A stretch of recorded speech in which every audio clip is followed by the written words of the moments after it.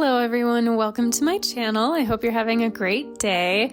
It's been quite some time since I have done a longer video and I'm really excited to share this painting with you.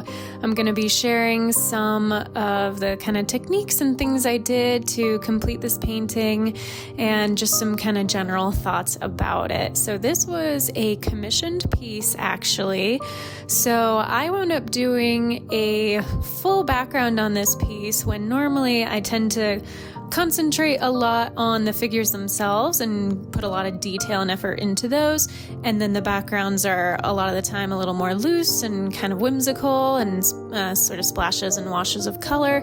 But in this case the client really wanted that full background, so there was quite a bit of time that went into this, including getting the sketch really accurate. You can see I have those light pencil lines laid down with the two people, and then some kind of drawings of the sort of greenery and foliage in the background. So by the end of this, you're going to see the full complete painting and what that looks like. And of course, I used a reference image that the client sent me and worked from that just to make sure all the proportions were accurate and all of that lovely stuff. So just kind of talking a little bit about the skin tones I mixed up. I use a variety of colors, including some burnt umber, burnt sienna, which is a really kind of orangey brown, a little bit of raw sienna, which is more of a grayish brown, and then there's some kind of yellow ochre, or raw sienna, a yellow ochre and raw sienna are kind of similar, but they're sort of golden tone.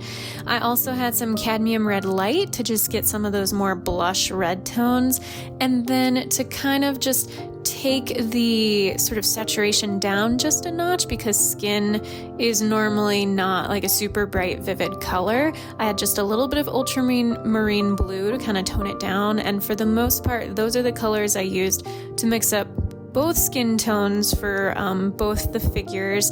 And of course the gentleman has a little bit more tan skin, so he has a little bit more of those kind of reddish yellow tones, and the beautiful woman has just a bit of a more of a pale ivory type of complexion. So I kind of lightened it up a bit by just adding more water. And so I kind of painted the skin and the main features of the figures.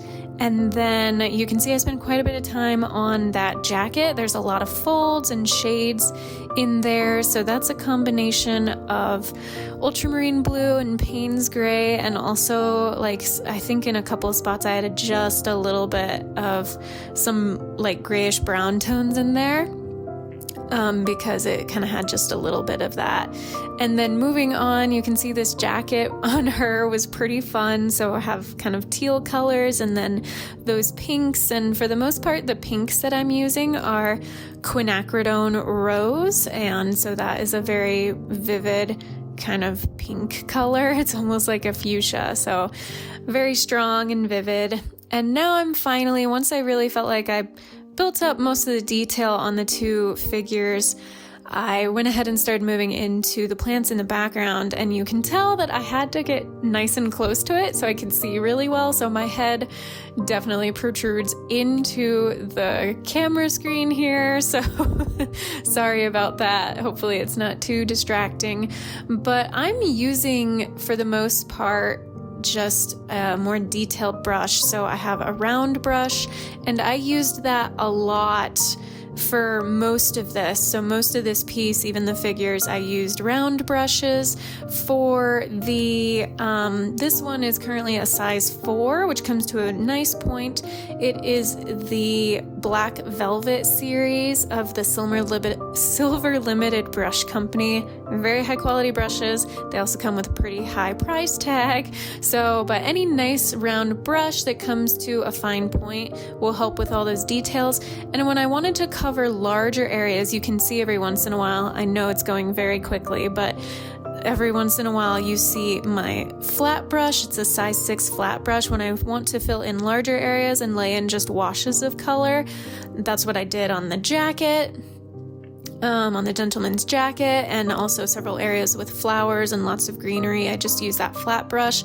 And then the size 4 round brush for most details in most areas.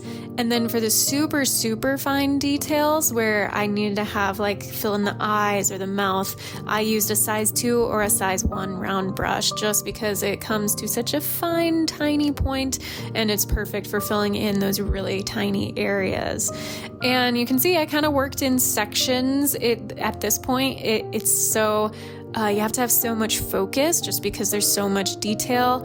I definitely worked in sections and chunks and would have to take breaks. Otherwise, I would get like a little shaky and a little stir crazy. So really just kind of filling it all in. You start loose. This is a very kind of common principle that I use in all my paintings and watercolor. It just makes sense to start very loose and with some light washes. And then you start building up those layers and adding more detail as you go further along. So you can see starting out light with those leaves, kind of getting the basic lightest shades of color on there, and then you start filling in the darker tones and details. And with those flowers as well, I kind of mixed up a little bit of that quinacridone rose, adding a little bit of ultramarine blue and some purple. And the purple in my palette is actually one I mixed up myself by just combining quinacridone rose and ultramarine blue. I think there also might be some alizarin crimson in there. That's right, it's alizarin crimson and ultramarine blue. That's what it is, no quinacridone rose. But anyhow, so if you want to mix up your own purple instead of buying it from a tube, because all the paints on my palette are from a tube, that's what you can do. So going back in these final kind of moments, I added the final details. There was some kind of like floral pattern on her shirt, really bumping up everything to the next level, darkening things as I needed. Some of the skin tones I realized were just like a little too light.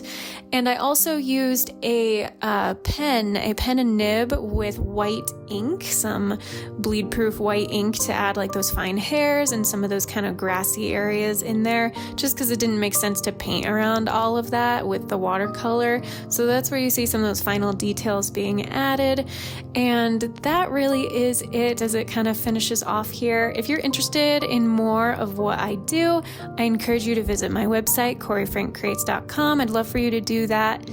And I have some online courses as well, so you can check those out. Again, that's CoreyFrankCreates.com.